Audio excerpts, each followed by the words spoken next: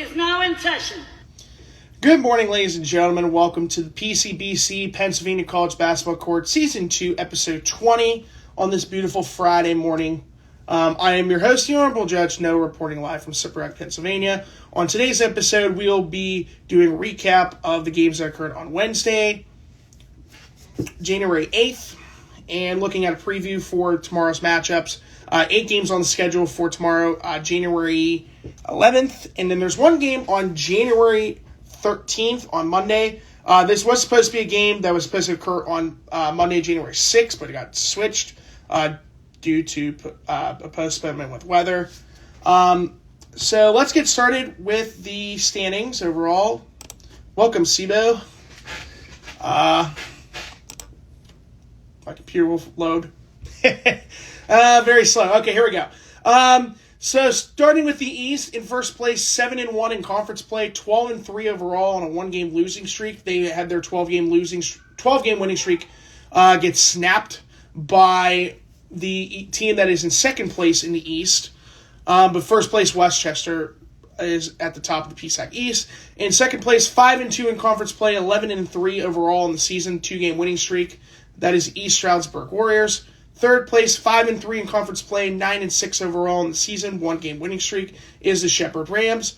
Fourth place, 4-3 record overall in conference play, 8-6 overall in the season, 1-game losing streak, the Millersville Marauders.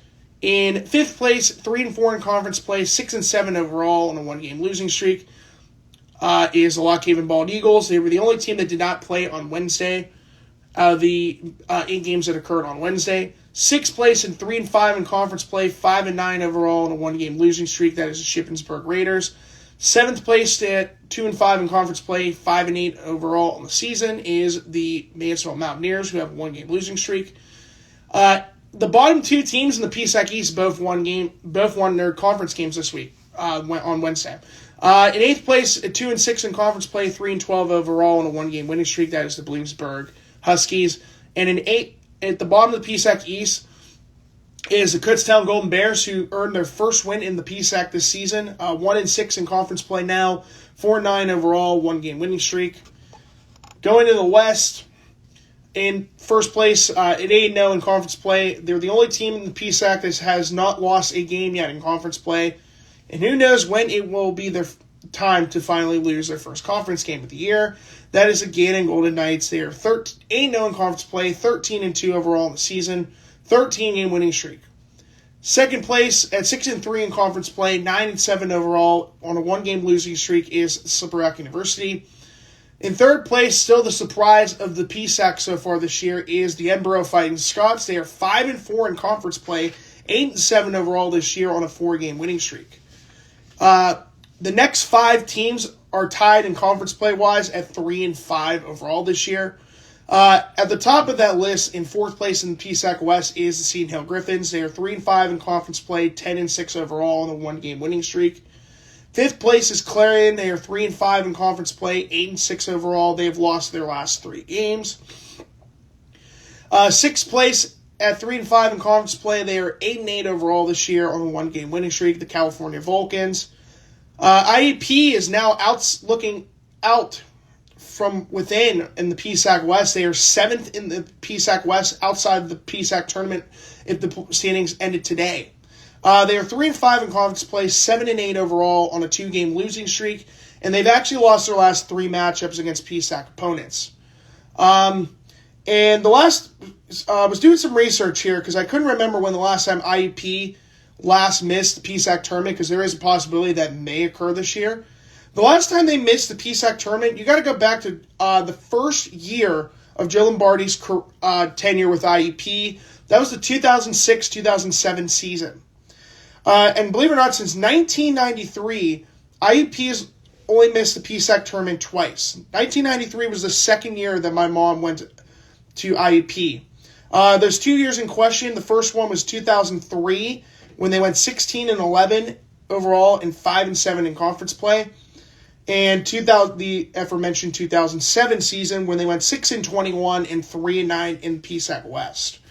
So could this be the first time in 18 years that IEP has missed the PSAC tournament? This will be then again, there's still 12 games in conference play still to go, but it is not looking too good for IUP right now. So, I mean, there's still a lot of time, but it could be the first time we've seen this in 18 years. So it'll be interesting to look out for as the season continues to roll on.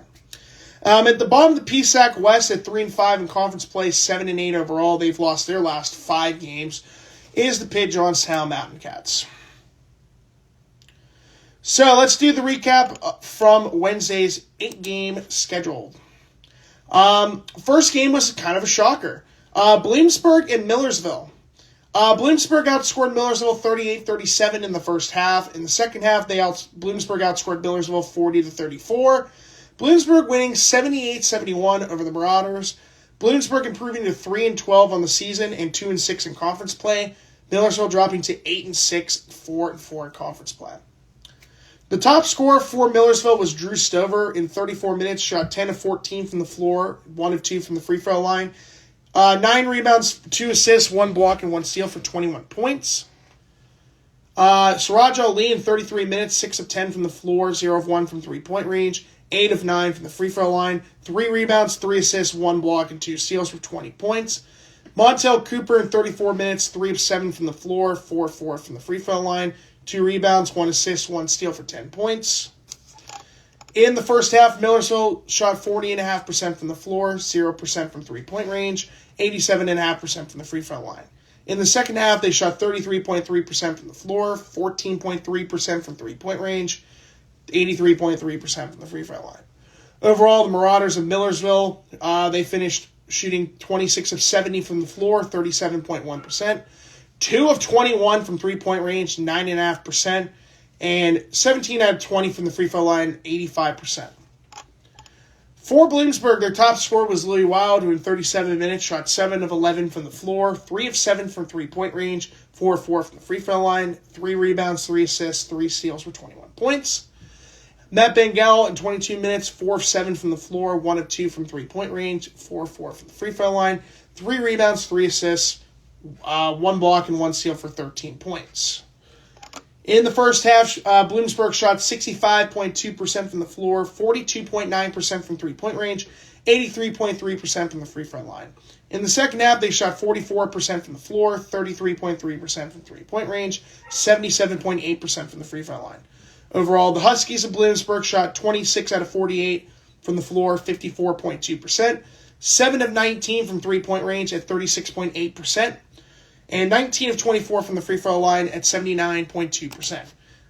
Before we get to the next game, I just want to mention the things that are going on in the world right now. There's been a lot going on right now in Los Angeles. Massive wildfires have completely destroyed a lot of land in Los Angeles and the surrounding areas in Western California.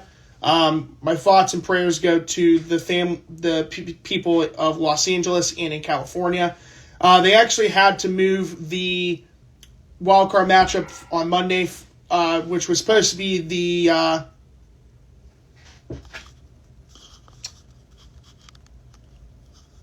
excuse me. Goodbye. All right. Back to what I was saying. The Minnesota Vikings and Los Angeles Rams wildcard game that was supposed to occur on Monday at 8 p.m. at SoFi Stadium had to be moved to State Farm Stadium in Glendale, Arizona, which is the home of the Arizona Cardinals. You may be wondering why I'm wearing an Erie Otters shirt tonight. It's because the Erie Otters are retiring Connor McDavid's number 97 for good. The best player in franchise history, guy that I actually got to witness for a brief 2 month period. Absolutely terrific player. Congrats to him. He played in Pittsburgh. They actually played in Pittsburgh last night. The Edmonton Oilers and Pittsburgh Penguins. The Penguins won 5-3, with Sidney Crosby moved up the rankings. He is now the 9th highest scoring player in NHL history with 1,643 career points, passing Burnaby's very own Joe Sakic. He is the next guy on the list that he is chasing is the guy who is the all-time leader in Pittsburgh Penguins history for points. That is Mario Lemieux. He is 81 points from breaking the franchise record. and he has 81 points from becoming the 8th highest scoring player. More than likely will do that. He still has another 2.5 years because he signed his 2-year extension right before the beginning of the 24-25 season, which keeps him in Pittsburgh till at least 2027. Recap from last night, Notre Dame and Penn State.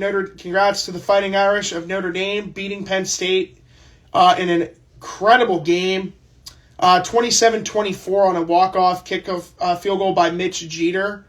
Kind of interesting to think about.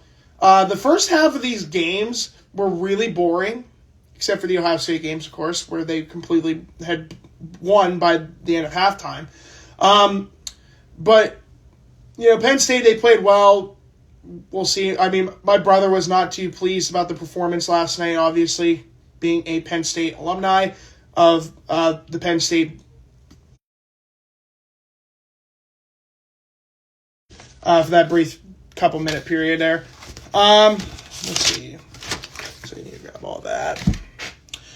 Where was I? Okay, yeah, the Los Angeles thing. Crosby, Penn State. Okay, yeah, Penn State. Very unfortunate the outcome of that game for them. My brother was not too pleased of the performance last night, obviously, being a member of the Penn State community. Graduated from Penn State Barron in spring of 2024. Very unfortunate moment for Penn State fans. But there is another game coming on tonight. It's a college football playoff semifinal at the 89th Goodyear Cotton Bowl Classic in Arlington, Texas. This game is still planned to occur tonight at 7:30 p.m. Eastern Standard Time, 6:30 in Arlington. It is Ohio State, my team, taking on 5th-seeded Texas. Essentially, it's going to be a home game for Texas. But it should be a good game. I'm very excited. Hopefully, we'll wait and see who will face Notre Dame on Monday, January 20th in Atlanta. So, winner of this game takes on Notre Dame in Atlanta. So, that's what's been going on in the world lately. Hopefully, I'll be getting applied to be a substitute teacher at Slippery Rock here very soon. I'm in the process of getting some stuff done today with that. All right, back to the PSAC recap. It is the game of Wednesday, East Stroudsburg and Westchester. East Stroudsburg in the first half outscored Westchester 38-34. In the second half, East Stroudsburg outscored Westchester 39-34. Final score 77-68 in favor of East Stroudsburg, who improves to 11-3 on the season, 5-2 in conference play. Westchester drops to 12-3 and 7-1 in conference play.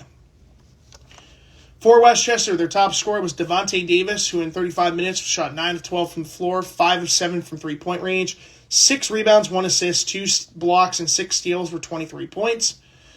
Joshua Walker in 36 minutes, 5 of 7 from the floor, 6 of 6 from the free throw line, 6 rebounds, 1 assist, 1 block for 16 points. Elijah Allen in 36 minutes, 3 of 11 from the floor, 1 of 6 from three-point range, 3 of 4 from the free throw line, 4 rebounds, 1 assist, 1 steal for 10 points. In the first half, Westchester shot 42.9% from the floor, 30% from three-point range, 77.8% from the free throw line.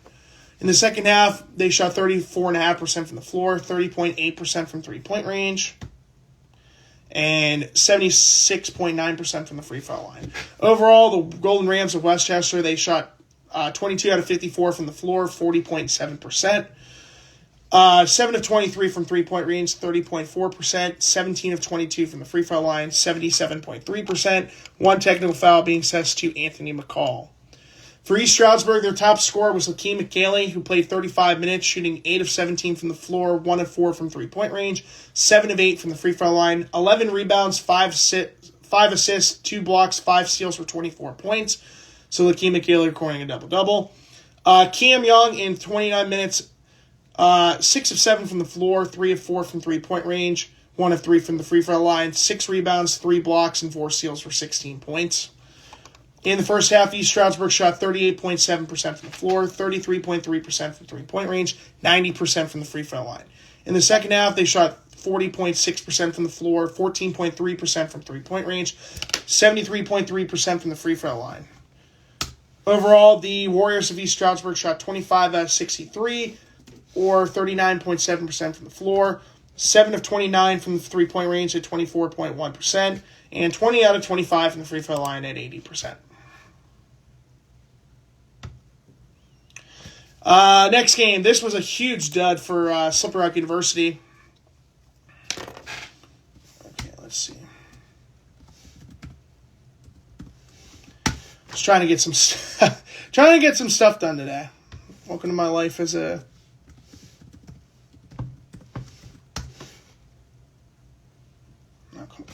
Okay, we'll hold that for a minute. In the first half, Slippery Rock in California.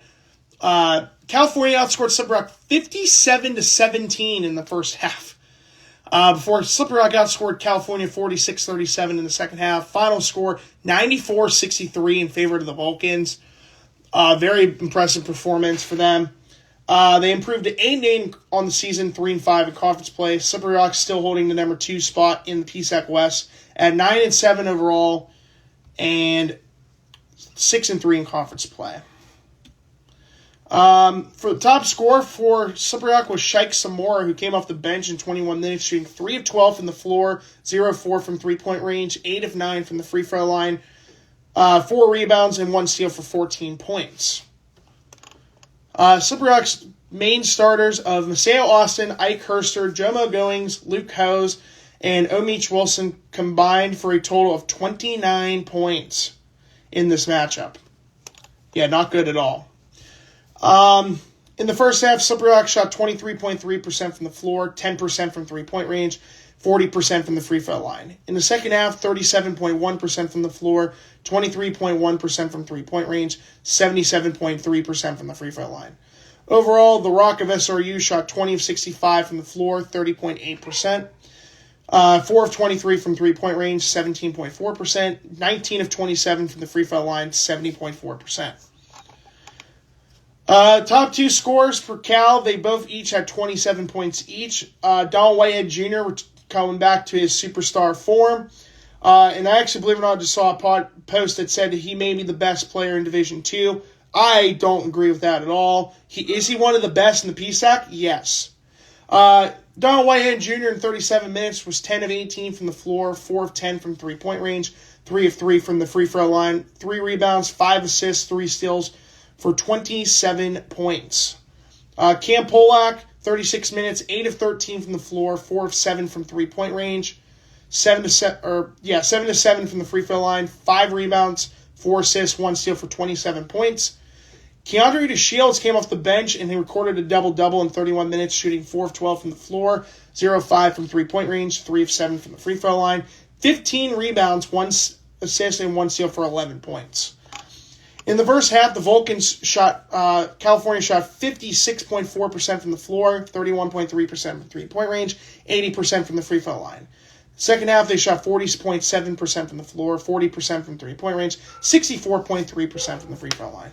Overall, the Vulcans of the University of Penn West, California shot 33 out of 66 from the floor, 50%, 11-31 from three-point range at 35.5%, and 17 of 24 from three-point range, or from the free throw line.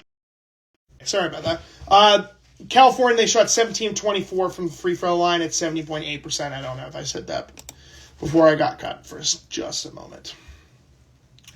Okay, Shepherd and Mansfield, another big blowout win. In the first half, Shepherd outscored Mansfield 38-26. In the second half, Shepherd outscored Mansfield 56-31. Final score 94-57 in favor of Shepherd, who improves to 9-6 on the season and 5-3 in conference play. Mansfield dropping to 5-9 and 2-5 in conference play. 5 scores for Shepherd in double-digit points. Leading the way was Chase Parr, who recorded a double-double in 25 minutes, shooting 7 of 13 from the floor, 1 of 2 from three-point range, 5 of 5 from the free throw line. He had 10 rebounds, 1 assist, and 1 block for 20 points.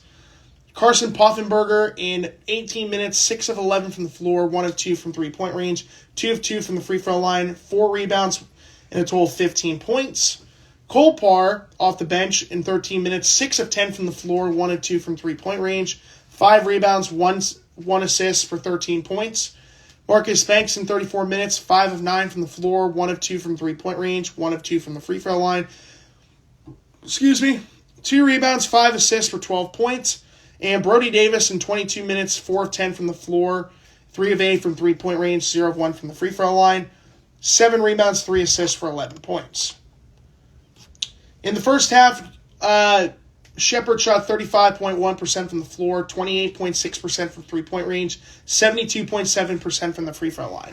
In the second half, they went up to 63.2% from the floor, 45.5% from three-point range, and 100% from the free throw line. Overall, the Rams of Shepherd shot 37 out of 75 from the floor, 49.3%, 9 of 25 from three-point range at 36%, and 11 of 14 from the free throw line at 78.6%. For the Mountaineers of Mansfield, their top scorer was Sterling Scott, who in 32 minutes shot 4 of 12 from the floor, 0 of 3 from three-point range, and 5 of 7 from the free throw line, with 5 rebounds, 4 assists, and 1 steal for 13 points. In the first half, the Mansfield Mountaineers shot 36.7% from the floor, 18.2% from three-point range, 50% from the free throw line. In the second half, they shot 33.3% from the floor, 35.7% from three-point range, 66.7% from the free throw line. Overall, the Mountaineers of Mansfield shot 21 out of 60 from the floor at 35%, 7 of 25 from three-point range at 28%, and 8 of 13 from the free throw line at 61.5%, with 1 technical foul being assessed to Nasir Brown. Pitt, Johnstown, and Edinboro. 1-point game. This came down to a 1-point decision in this one. In the first half, Pitt, Johnstown outscored Edinboro 35-33. For Edinboro outscored Pitt, Johnstown 39-36. Edinboro winning by 1 point, 72-71 over Pitt, Johnstown. Edinboro continues to be the Cinderella story in the PSAC overall, and especially in the West, sitting in the 3rd spot in the PSAC West right now, improving to 8-7 on the season and 5-4 in conference play. Pitt Johnstown drops to 7-8 and 3-5 in conference play, and they sit right now at the bottom of the PSAC West. The top scorer for Edinboro, who recorded another double-double, shocking. Sanker Everett in 32 minutes, 8 of 9 from the floor and 1 of 1 from the free throw line. He had 12 rebounds, 1 assist, 2 blocks, and a steal for 17 points. Right now I have him as a potential my pick for PSAC West Athlete of the Week. Steve Kelly may be there, but I would pick Sanker Everett right now as my pick. Steve Kelly in 36 minutes, 7 of 16 from the floor, 0 of 5 from three-point range, 2 of 3 from the free throw line, 3 rebounds, 8 assists, 2 steals for 16 points. Ryan Latkovic, the Swedish boy, off the bench in 30 minutes, 5 of 10 from the floor, 4 of 6 from three-point range, 2 of 4 from the free throw line, 6 rebounds, 1 steal for 16 points. And Dante Wilcott also coming off the bench in 24 minutes. He was 5 of 9 from the floor, 2 of 3 from the three-point range, 3 rebounds, 3 assists for 12 points. In the first half, Edinboro shot 35.3% from the floor, 30% from three-point range, 75% from the free throw line.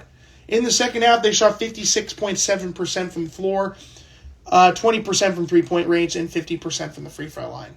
Overall, the Fighting Scots of the University of Penn West Edinboro shot 29 out of 64 from the floor at 45.3%, 8 of 30 from three-point range at 26.7%, and 6 of 10 from the free throw line at 60%. For Pitt Johnstown, their top scorer was Ryan Smith, who in 32 minutes was 7 of 14 from the floor, 0 of 2 from three-point range, 1 of 1 from the free throw line. He had 5 rebounds and a total of 15 points. Sean Dillon in 37 minutes, 6 of 14 from the floor, 0 of 1 from three-point range, 1 of 2 from the free throw line, 1 rebound, 5 assists, and 2 steals for 13 points. Vinny Cugini in 31 minutes, 3 of 6 from the floor and 6 of 7 from the free throw line, recording 6 rebounds, 3 assists for 12 points. And off the bench, Adam Belinsky in 22 minutes was 5 of 7 from the floor and had 3 rebounds and a total of 10 points. In the first half, Pitt Johnstown shot 53.6% from the floor, 0% from three-point range, 83.3% from the free throw line. In the second half, they shot 53.6% from the floor, 0% from three-point range, again, 75% from the free throw line. Overall, the Mountain Cats of Pitt Johnstown shot 30 of 56 from the floor, or 53.6%, 0 of 5 from three-point range at 0%, and 11 of 14 from the free throw line at 78.6%. Believe it or not, they actually shot 15 of 28 in the first half from the floor, and in the second half, they also shot 15 of 28 from the floor. But in the first half, they were 0 for 2 from three-point range. Second half, 0 for 3 from three-point range. This was another good game. Seton Hill and Clarion. This came down to a last-second shot. Unfortunately, though, there was not going to be a second miracle this year at the McKenna Center because Kendrick Curtis just said, that's not happening. We only need one miracle at the McKenna this year. And it was a guy who actually was their highest scoring player for Clarion, but we'll get to that in just a second. In the first half, Seton Hill outscored Clarion 45-37 in the first half. Second half, Clarion outscored Seton Hill 48-42. Final score 87-85 in favor of the Griffins, who improved to 10-6 on the season and 3-5 in conference play. Clarion drops to 8-6 and 3-5 in conference play. Now we get to the top scorer for the Clarion Golden Eagles. It is not Cam Curdy because he actually did not play this game. Their top scorer was Keenan Pebbles, who had the potential chance to hit the game-winning three-pointer from half court, and it hit it off the rim, and he unfortunately did not get a successful three-pointer. But however, he, in 26 minutes off the bench, did have a very good performance. He shot 7 of 10 from the floor, 3 of 5 from three-point range, 7 of 8 from the free throw line, 4 rebounds, 3 assists, and 1 steal for 24 points. Jeremy Thomas, in 24 minutes, 7 of 10 from the floor, 0 of 2 from the free throw line, 5 rebounds, 2 assists, 3 blocks, and 3 steals for 14 points. Gavin Cote in 30 minutes, 5 of 14 from the floor, 3 of 10 from three-point range, 2 rebounds, 2 assists, and 1 steal for 13 points. And Josiah Dow in 33 minutes, 5 of 13 from the floor, 0 of 1 from three-point range, 2 of 2 from the free throw line, 6 rebounds, 1 assist for 12 points.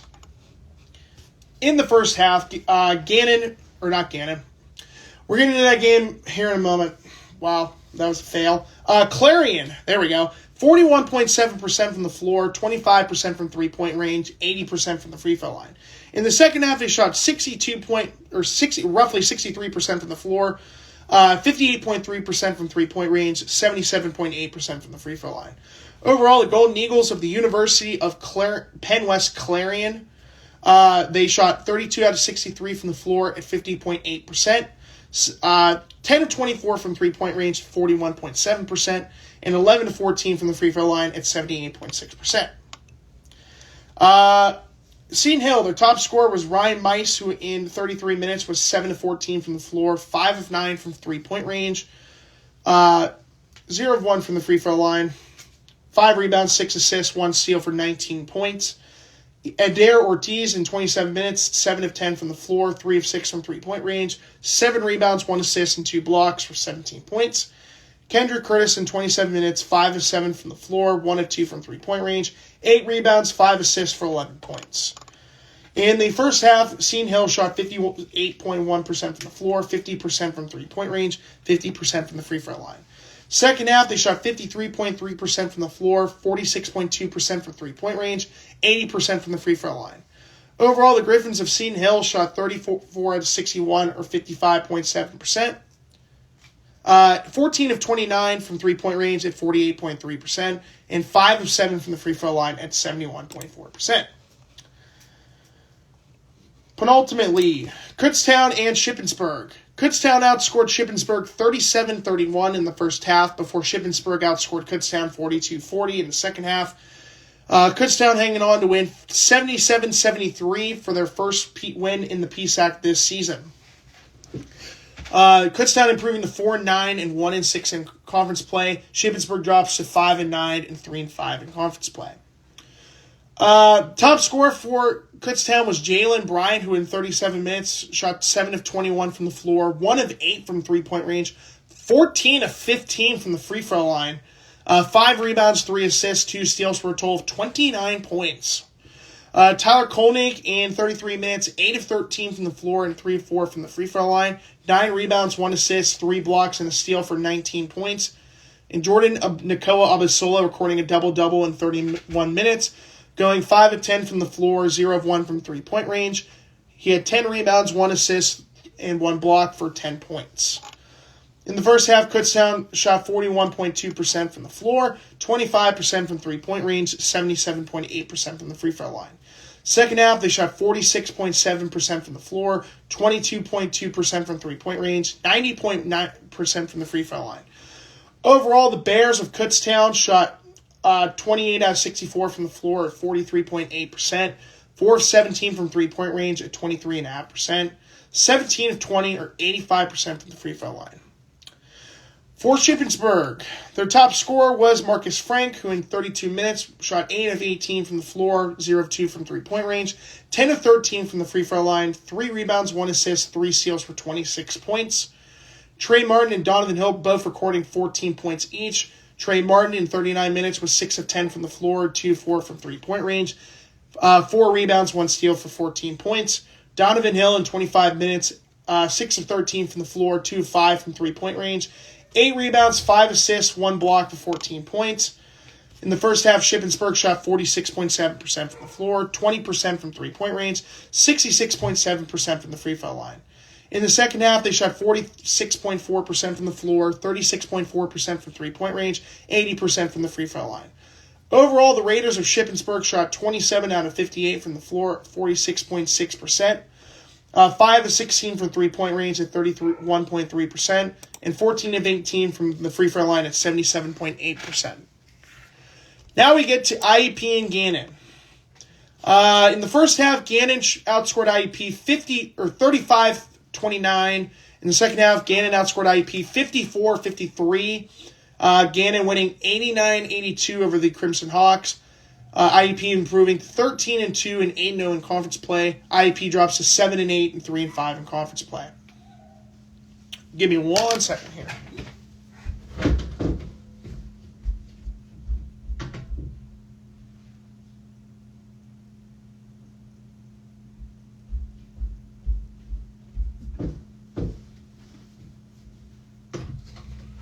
Okay, here we go. Ernest Shelton in 31 minutes for Gannon. Shot 9 of 16 from the floor, 6 of 11 from three-point range, 5 of 5 from the free throw line. He had 1 block for a total of 29 points. Lucas Akasi in 30 minutes, 8 of 9 from the floor, 3 of 3 from three-point range, 5 rebounds, 4 assists, and 1 steal for 19 points. Pace Prosser in 36 minutes, 4 of 9 from the floor, 2 of 4 from three-point range, 2 of 2 from the free throw line, 7 rebounds, 3 assists for 12 points. Victor Desmond in 32 minutes, 3 of 4 from the floor, 1 of 2 from three-point range, 3 of 6 from the free throw line. 5 rebounds, 5 assists, 1 block, and 1 steal for 10 points. And Tasman Goodrick recording a double-double in 30 minutes, was 2 of 7 from the floor, 0 of 1 from three-point range, 6 of 8 from the free throw line, 10 rebounds, 2 assists, and 1 steal for 10 points. In the first half, Gannon shot 34.5% from the floor, 40% from three-point range, 69% from the free throw line. In the second half, they shot 68% from the floor, 75% from three-point range, 73.7% from the free throw line. Overall, the Golden Knights of Gannon shot 27 out of 54 from the floor, or 50%, 12 of 23 from three-point range at 52.2%, and 23 of 32 from the free throw line at 71.9%. For the Crimson Hawks, their top scorer was Christian Moore, who in 28 minutes was 8 of 15 from the floor, 3 of 6 from three-point range, had 2 rebounds and 3 steals for a total of 19 points. Sarp Furton recording a surprising double-double in this game. In 30 minutes was 5 of 7 from the floor, 1 of 2 from three-point range, and 2 of 2 from the free throw line. He had 10 rebounds, 1 assist, and 1 steal for 13 points. Kaimani Marrero still struggling from the floor this week. 31 minutes, 4 of 13 from the floor, 1 of 3 from three-point range, 3 of 6 from the free throw line, 7 rebounds, 8 assists, 2 steals for 12 points, so very close to a triple-double for Marrero.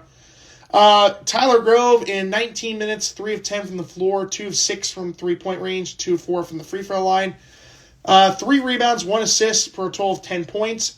Demir Brooks went off to the free throw brick line again after his poor performance against Teal, went 5 of 12 from the free throw line.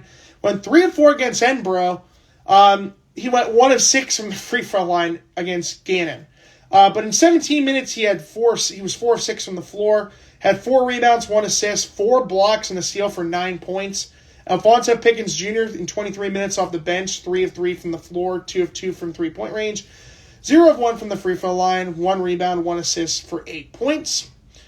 Luke Triggs in 23 minutes off the bench, 3 of 6 from the floor, 3 rebounds, 1 block, 1 steal for 6 points. And Ian Herring in 29 minutes off the bench, 2 of 4 from the floor, 1 of 2 from the free throw line, 5 rebounds, 4 steals for 5 points. In the first half, IEP shot 34.4% from the floor, 33.3% from three-point range, and an abysmal 44.4% from the free throw line. Don't worry, it's going to get worse here in just a second. Second half, they went from 34.4% from the floor to an incredible 65.6% from the floor. Three-point range in the second half, they went from 33.3% in the first half to 60% from three-point range in the second half. However, their free throw percentage went from 44.4% in the first half to an even abysmal, way more abysmal 41.7% from the free throw line. Overall, the Crimson Hawks of IUP shot 32 of 64 from the floor, or 50%, 9 of 19 from three-point range at 47.4%. And this is where I think IUP lost this game, in my opinion. Other people have different opinions about this game, watching it. They shot an abysmal 9 of 21 from the free throw line at 42.9%. Now, my buddy Brandon Pierce and probably IUP announcer Jack Benedict have the same agreement on this. I don't. I mean, yes, it kind of played a role in it, but I honestly don't think it did. They blamed the refs for this game. There was terrible officiating, which I agree. It was pretty bad. It was about as bad as the game between California and IUP last year, where I think IUP got robbed because of the refs. Where I think IUP lost this game because they potentially lost 12 points on the board off of free throws. They could have easily won this game. There's always this one thing against Gannon. Last year was turnover. In the PSAC quarterfinal matchup, it was turnovers. Believe it or not, IEP only had 9 turnovers in this game, compared to Gannon's 15 turnovers. 1 second, sorry. But yeah, I think the free throws was the biggest reason why IEP lost this game. Because if you really think about it, I mean, yes, IEP had 21 fouls. Assist-wise, they had 12. Meanwhile, Gannon had 14 assists against 15 turnovers. IEP had 12 assists against only 9 turnovers. Yeah, 12 assists over 9 turnovers. So I think free throws was the biggest reason why IEP lost this game. And I hopefully, and this was, I even talked to Brandon, my buddy Brandon, throughout the entire game, even when I was live streaming, even though I technically did not post it because I didn't want to. If I was Coach Lombardi, I would have had every single one of those kids take free throws after that game. No one's going home till we hit all of our free throws. Then y'all can go home. If that was me, I would have turned into Herb Brooks from the movie Miracle, when he makes those kids learn how to be men, and that's when they learn. This is the same reason, the same excuse. I think they need to figure out how to hit free throws, because that was just absolutely abysmal, and they had a chance to pull off a humongous upset tonight, or on Wednesday, and they completely blew it. So, with that being said, out of the 8 games, I only got 4 out of 8 games correct. And if Brandon Pierce was watching, he'd be very, very, very disappointed about who I picked on Wednesday, because I know I had already announced it. So Millersville and Bloomsburg, incorrect. Westchester and East Stroudsburg, I got correct. SRU and Cal got wrong. Shocker. Shepherd and Mansfield, got that one right. Gannon and IEP, got that one right. Edinburgh, Pitt, Johnstown, got that one wrong. Seton Hill against Clarion, got that game right. And then Kutztown and Shippensburg got that game wrong. So 4-4 on Wednesday. I thought I was only winning 2 games on Wednesday, so I'll take 4 out of 8, I guess. I mean, it's not the best performance, but it could have been a lot worse. All right, with that being said, overall now I have 178 games. I've got 113 out of 178 games correct. That is 63.5%. Let's look at the preview for tomorrow's matchups, and then we'll get to the one game from Monday. 7 3 o'clock games and one game at 4 o'clock. First game at 3 o'clock, it is 5-9 at Shippensburg taking on 4-8 Mansfield. East Stroudsburg 11-3 taking on 6-7 Lockhaven. Millersville at Shepherd. This is going to be a good game. Millersville 8-6, Shepherd 9-6. California 8-8 traveling to Seton Hill, who is 10-6. Gannon, who is 13-2, traveling to their closest neighbor, 20 minutes south on I-79 in Edinburgh at the Macomb Fieldhouse. Pitt Johnstown at Clarion. Pitt Johnstown is 7-8. Clarion 8-6. I don't know why I had those games out in order. Next one, Penn State, New Kensington, who is 4-5, traveling to the Morrow Fieldhouse to take on the someday. Maybe next year. I want to make sure you graduate first. That's the rule. Going by Mr. Morrow's rules. And then SRU is 9-7. I think SRU is going to. This is probably going to be my easiest prediction to announce here in just a second. Kutztown 4 o'clock game is 4-9 Kutztown taking on 12-3 Westchester. And then the 5 o'clock game is between Mansfield and Kutztown. This game being played in Kutztown. So that's another one of those pickup games. So we won't know where Mansfield is. They're either going to be 4-9 or 5-8 on Monday. Kutztown could be 4-10 or 5-8 on Monday. So we'll see. For predictions in these 8 games that occur tomorrow and the one game on Monday, Shippensburg and Mansfield, I'm picking Shippensburg. I think Shippensburg will rebound from their loss to Kutztown, hopefully, but we'll see. East Stroudsburg and Lockhaven, I'm picking East Stroudsburg, sticking with them after that win against Westchester on Wednesday to end Westchester's 12-game winning streak. Millersville and Shepherd, this is another pick'em game. I'm going to pick Millersville in this one. I think this game's going to be really close. I think Millersville does pull out with like a 3 or 4 point win. California and Seton Hill, I'm going to pick California. Their win against SRU really changed the outcome of that for me. Gannon and Edinburgh, I'm sticking with Gannon. Penn State and SRU, I'm going with SRU. I think that's the easiest game to pick. We shall see. And then Kutztown and Westchester, I'm picking Westchester. And then the 5 o'clock game on Monday, Mansfield and Kutztown, this is a pick'em game. I'm going to go with Mansfield on this one. Actually, do I go with Mansfield? You know what? Screw it. I'm changing it. I'm going to go with Kutztown on this one. I think Kutztown, with that win on Wednesday against Shippensburg, really changed my mind. But yeah, anyways, this is going to do it for episode 20. I will see you guys on Wednesday for episode 21. Once again, I'm your Honorable Judge Noah, the Honorable Judge Noah, reporting live from Stabrook, saying so long, and have a great rest of your Friday afternoon.